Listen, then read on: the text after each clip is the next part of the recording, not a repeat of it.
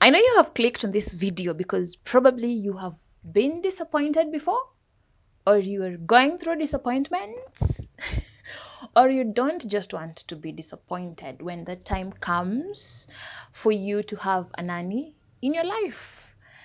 I want to break down a few points, things that I have learned as I have navigated, having nannies because of work and because I have a child around. So these are things that I have learned, some the hard way. So I don't want you to go through the same things that I have gone through. But before that, YouTube shows me that 90% of people who are clicking on my video are not subscribed. Please, if you are falling in this category, now would be a good time. Just click on the subscribe button, turn on the notification bell. This helps with algorithm. It will push this video to a lot of people who needs to hear such great content. Let's build this community together. My name is Esther and I create content around remote work, around motherhood, life, and everything in between. And in today's video, I just want to share with you some disappointments that I have gone through, and maybe because I didn't do things the right way, or because things are just the way they are. I just need to accept. Okay, so yeah, so some of these disappointments have been negotiables, some non-negotiables, but at the end of the day, a disappointment is a disappointment. So let's dive into the points that I have today. Top of my list is communication. A lot of times we tend to think that nannies are adults and adults should know how to handle things.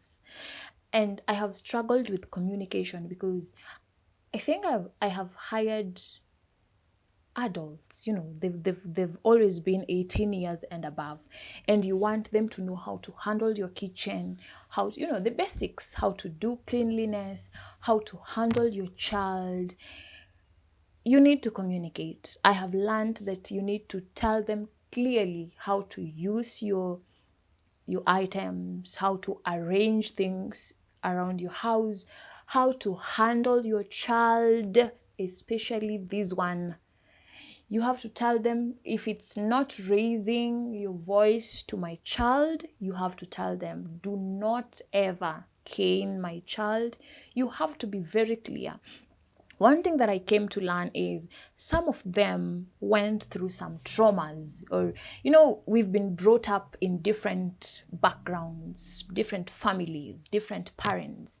And so there were standards where they were coming from. And we also had standards where we are coming from, or you probably just want your parenting to be different. And them raising their voices to your children could mean that is what they grew up seeing. And so you just need to communicate to them and tell them that, I know that maybe this is what you think, but for me, I do not want this for my child.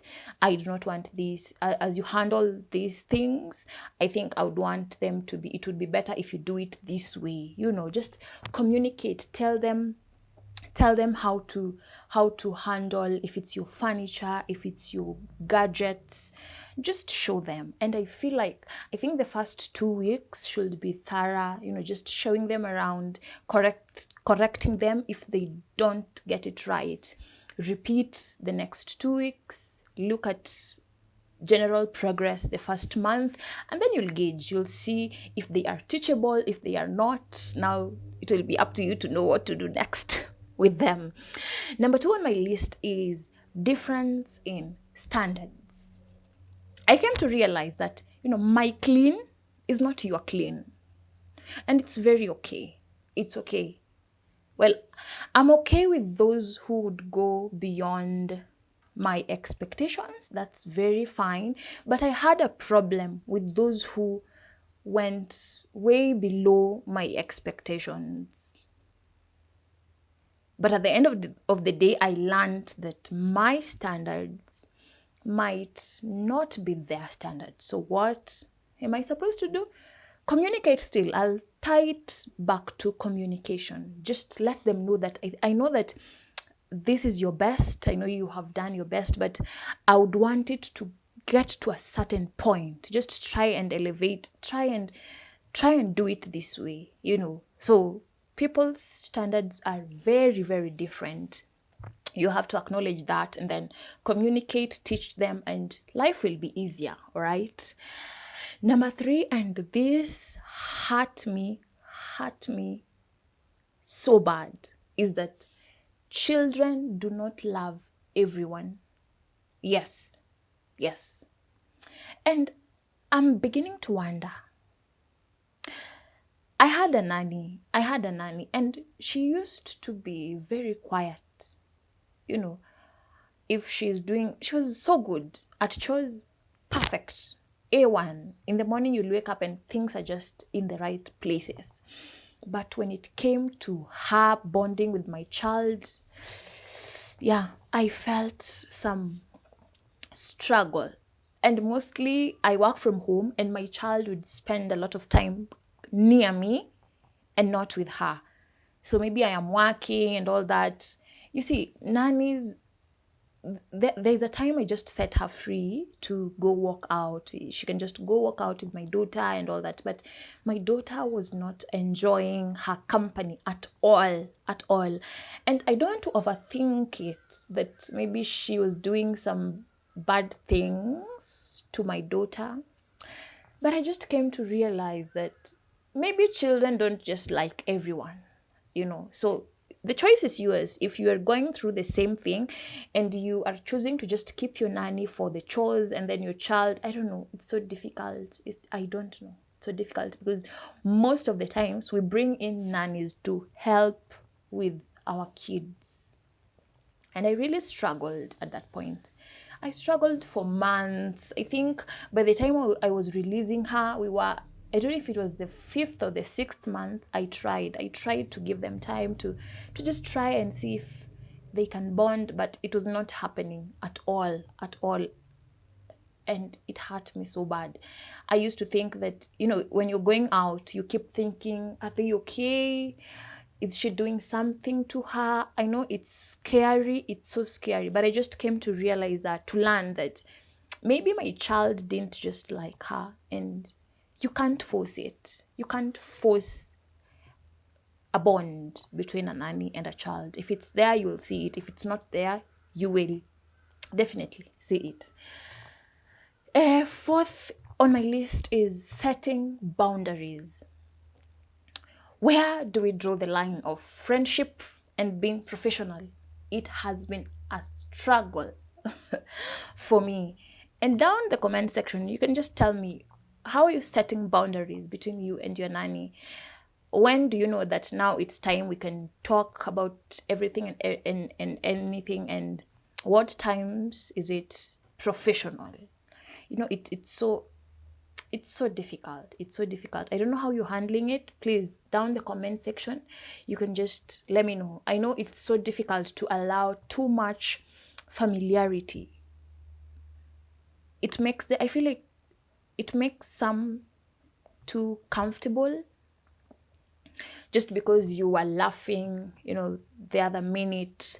It might tempt them to relax and not do something in time. So I feel like setting boundaries is important. Maybe I have failed in some areas with my nannies because I was not clear with my boundaries. I was friendly too much, and it bred familiarity that I was not able to walk out of. And so, yeah, I was not able to continue with them. Okay. And I think last on my list is, what is my responsibility and what is not my responsibility when it comes to a nanny, especially the ones that stay at home with you. I have really struggled knowing the limits, to what extent is a certain thing my responsibility. And I'm going to give an example with illness, okay? So I know that things like periods, period pain, maybe a cough, maybe cold, you could come in and take them to the hospital and let them have medication. But I have struggled with some sicknesses that really, really demands thousands and thousands of money that sometimes I am not even able to give. Yeah, I know it's difficult. I don't know how some of you are doing it. How are you doing it? And this happens mostly if it's an illness that is in them already. Because I always try and ask, do you have like any existing condition that maybe resurfaces once in a while and all that? And then they tell me, and then we are good, like 2 3 months, we are just okay, and then something that just happens, and then they have to go to the hospital, and there's a very huge bill that you are given. How do you handle what is your responsibility and what is not your responsibility? I would love to hear your thoughts down the comment section. Please, let's engage. Tell me what you think about this video. Tell me what is your take home, what you have learned. Also, I would love to know the areas that you would critique. Yeah. You can criticize anything that I have said, and let's learn. We are learning each and every day. And if you haven't subscribed, please subscribe. If this is a video that you think can help someone, please send it to them, and let's meet in our next video. Goodbye.